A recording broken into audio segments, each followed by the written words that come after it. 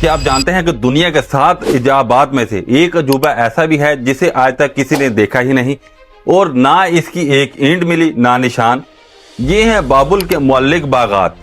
کہا جاتا ہے کہ 600 قبل مسیح عراق کے گرم صحرا میں بادشاہ نبوکد نظر نے اپنی ملکہ امیتھیس کے لیے ایک ایسا سرسبز پہاڑ بنوایا جو ہوا میں تیرتا ہوا نظر آتا اور صحرا کے بیچوں بیچ ایک جنت جیسا نظارہ۔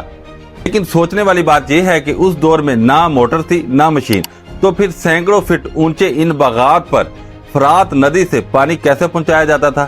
یونانی مورخ لکھتے ہیں کہ غلام دن رات پانی چڑھانے والے خاص پہیوں سے پانی اوپر لے کر جاتے تھے۔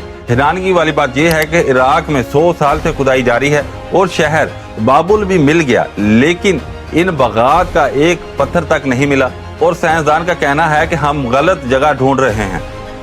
باغات بابل میں تھے ہی نہیں بلکہ بابل سے 500 کلومیٹر دور نینوا شہر میں تھے جسے بادشاہ سخریب نے بنوایا تھا۔ تو پھر بابل کے باغات سچ یا پھر 2000 سال سے بولا جانے والا سب سے بڑا جھوٹ؟ آپ کا کیا خیال ہے کمنٹ میں ضرور بتائیں، اور تاریخ کے گم شدہ راز جاننے کے لیے مجھے ابھی فالو کریں۔